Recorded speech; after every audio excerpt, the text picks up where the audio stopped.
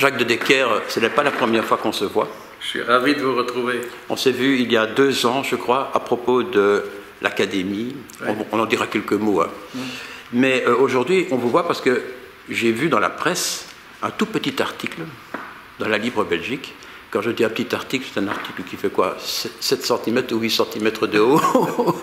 Non mais ici, je le dis parce qu'on vient d'ailleurs d'en parler, dans la presse francophone, quand on parle de culture, au sens général, mais belge, on a quand même peu d'espace, alors que dans la presse flamande, on obtient une page complète dans le Standard, qui est le Figaro flamand. Vous venez de sortir à l'Espace Nord un ouvrage que je n'ai pas lu, qui s'appelle « Littérature belge d'aujourd'hui », et dans lequel, 336 pages, je crois, quelque chose comme ça, dans lequel vous parlez 35 auteurs belges, mais qui sont en fait les chroniques que vous faisiez dans Le Soir depuis les années 70 jusqu'à tout récemment. Oui, c'est-à-dire que j'ai commencé dans Le Soir en 71. Ouais. Ce sont des articles qui portent sur des auteurs très divers. Que vous avez lus, mais qui m'ont intéressé, disons. C'est-à-dire que moi je fais fort la distinction entre mes goûts personnels et mes goûts professionnels. Mais lorsqu'on est professionnel de la critique, on n'est pas là pour parler de ce qu'on appelle communément ces tasses de thé. Je déteste l'expression tasse de thé pour un critique.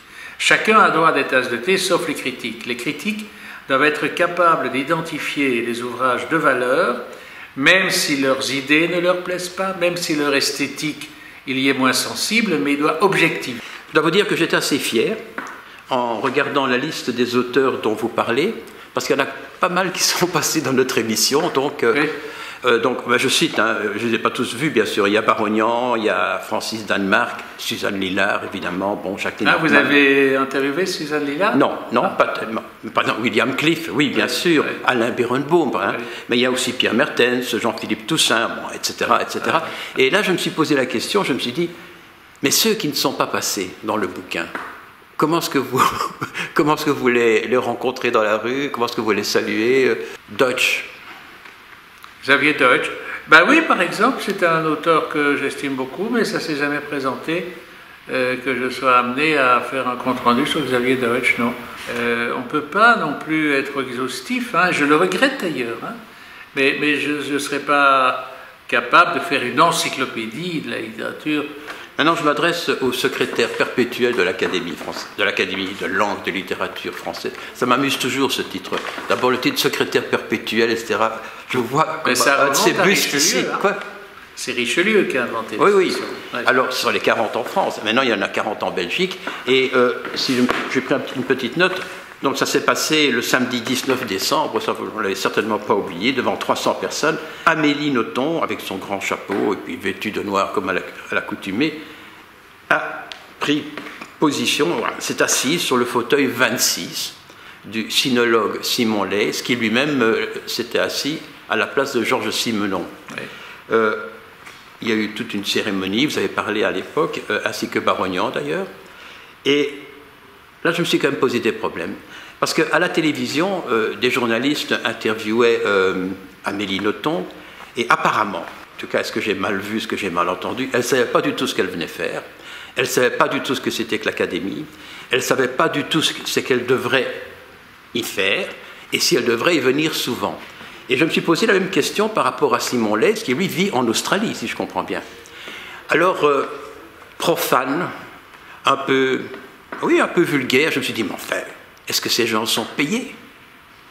D'abord, ils ne sont pas payés, il n'y a pas de cachet, il n'y a rien de tout ça, ni de jetons de présence.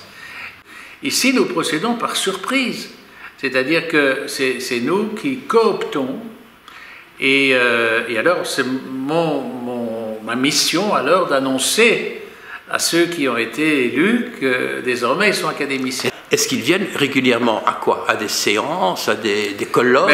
Nous faisons beaucoup de choses. Nous avons d'abord des réunions mensuelles. Hein. Oui, mais Simon Leys ne pouvait pas venir à une réunion mensuelle. C'est bien compréhensible. Il faut vous dire aussi qu'une académie qui veut être représentative doit avoir dans ses rangs, de préférence, les plus éminents des représentants de cette littérature. Il se trouve que... Mais pour faire quoi? C'est ça la question. Pour faire quoi? Ben, par exemple, Simon Leys est venu faire 2 communications au cours de son mandat, ce qui signifiait qu'il venait de l'autre bout du monde. On aborde un autre problème, c'est le rapport que nous avons avec les médias. Oui.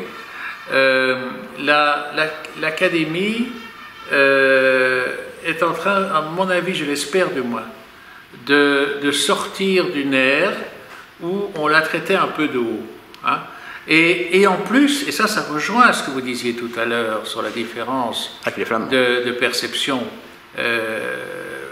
par rapport au nord du pays, nous manquons terriblement de capacité de s'auto-célébrer en Belgique francophone. Et ici, vous avez bien vu, puisque vous aviez tous les détails sur l'élection d'Amélie, eh ben, bon, il se trouve que c'est une vedette. Mais c'est injuste, parce qu'Amélie est nommée, et en fait avec quelqu'un d'autre, dont personne ne parle. Ça a été dit par un journaliste, et c'est faux. Au contraire, si vous êtes reçu en même temps... Comme je parle sur le plan de l'homme de la rue. L'autre, c'est Xavier Anotte. Ah, eh bien, oui.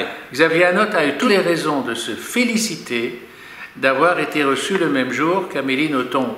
Oui. Parce que l'attention portée à Amélie, c'est aussi reportée sur lui. Tout à fait. Donc il ne faut pas partir d'idées reçues. Non, mais où je vous suis, et où je suis d'accord avec vous, c'est qu'il est important que tout doucement, l'Académie reprenne sa place importante, prestigieuse, dans le concert des activités littéraires et artistiques. C'est pour ça qu'on est ici d'ailleurs.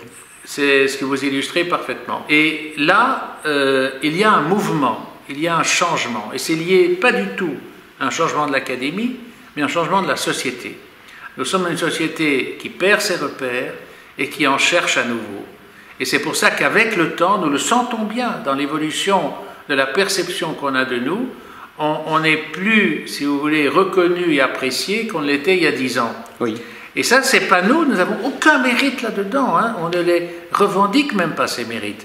C'est un état général de la société. Et je trouve que dans le monde d'aujourd'hui, les académies ont plus que jamais leur place pour cette raison-là.